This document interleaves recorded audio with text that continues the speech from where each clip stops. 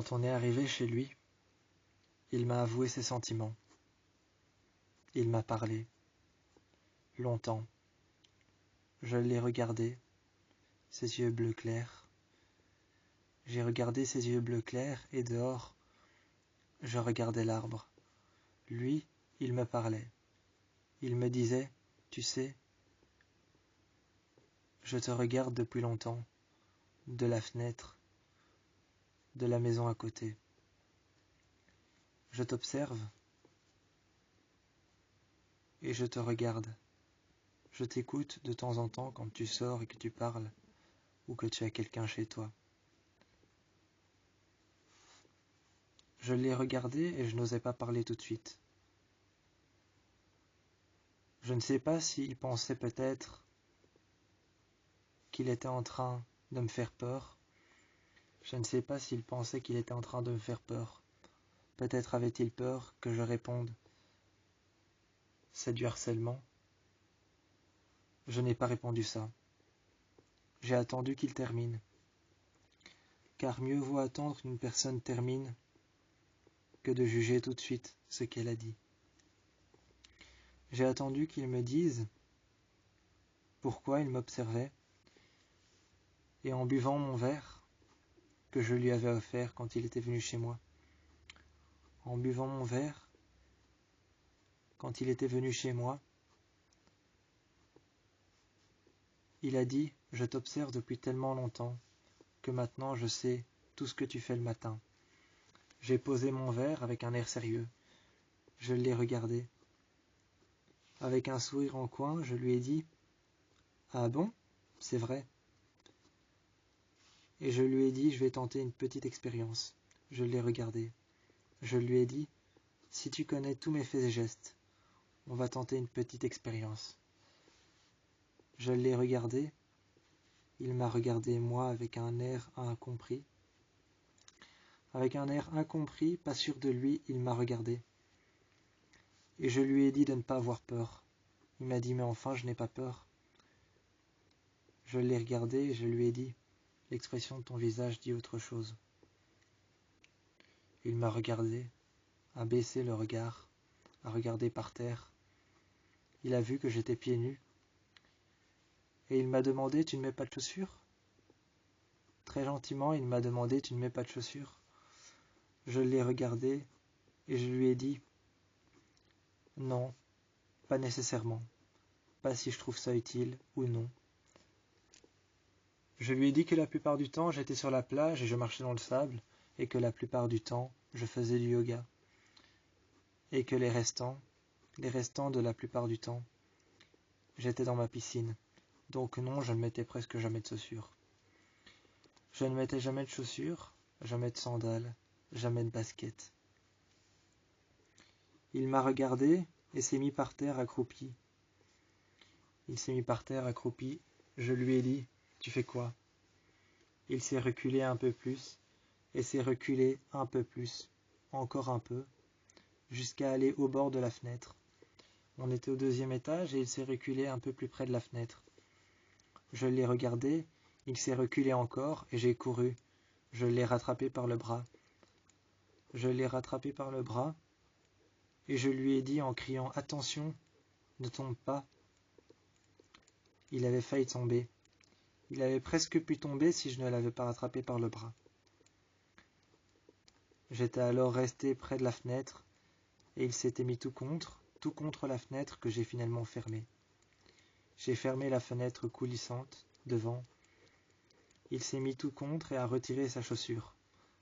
Il a retiré sa première basket, a défait les lacets, les a posés à l'extérieur sur la terrasse, a retiré la deuxième, a retiré le scratch, a fait les lacets, et puis il l'a enlevé, après avoir défait les lacets et retiré le scratch. Il a retiré ses chaussettes, les a enlevées, les a mises en boule à l'intérieur de ses chaussures. Il m'a donné ses chaussures avec ses chaussettes, et ensuite il m'a dit « Tiens, essaye de mettre des baskets, et tu me diras ce que t'en penses. »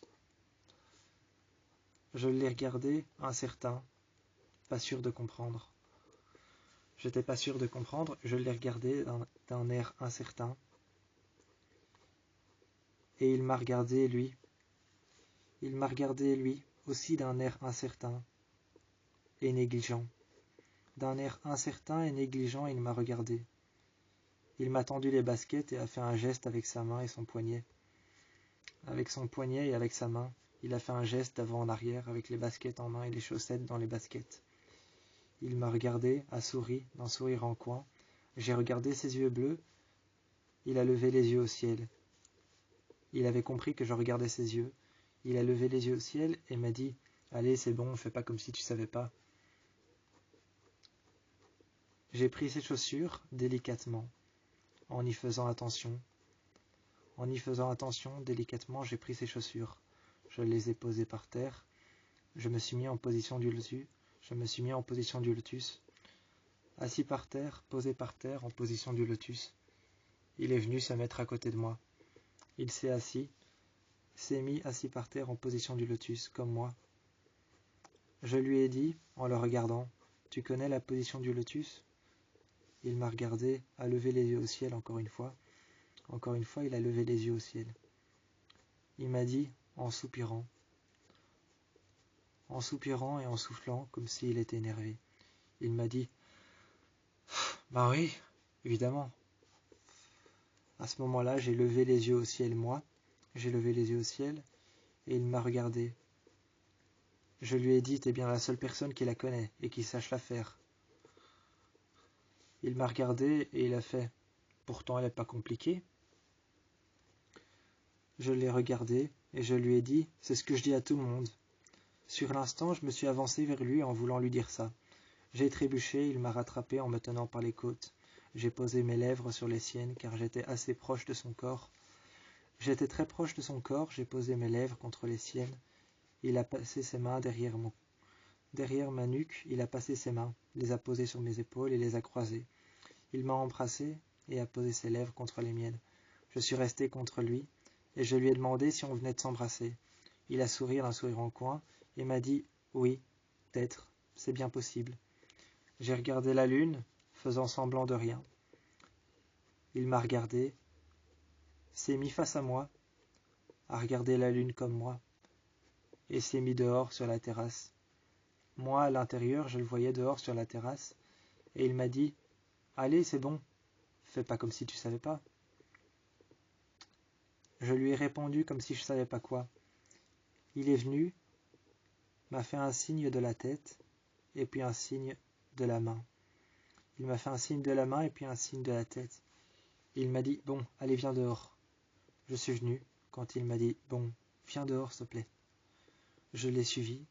J'ai senti qu'il avait un air lassé dans sa voix. Dans sa voix, j'ai senti qu'il avait un air lassé. Lassé de devoir parler.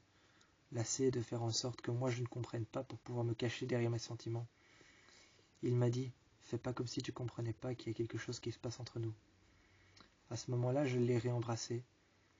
Et je lui ai dit « Oui, peut-être », en ouvrant la porte. Il s'est retourné, il est sorti, et s'est retourné vers moi. Il a regardé l'intérieur de ma maison. Je me suis tourné vers l'intérieur. Je l'ai regardé et je lui ai dit quoi. Il a chipoté avec ses mains nerveusement. Avec ses doigts, il a chipoté nerveusement, a regardé une nouvelle fois l'intérieur de la maison. J'ai regardé comme lui l'intérieur de ma maison, et il m'a dit « Tu crois pas que je pourrais essayer de dormir ici de temps en temps ?» J'ai fermé la porte et je lui ai dit « Bah si tu veux, on peut essayer. » Il est rentré, s'est posé sur le canapé, s'est installé, a pris un livre noir qu'il y avait posé sur la table et a commencé à le lire. J'ai attendu qu'il me dise quelque chose, mais n'a rien dit de la soirée avant que je ne vienne m'asseoir à côté de lui.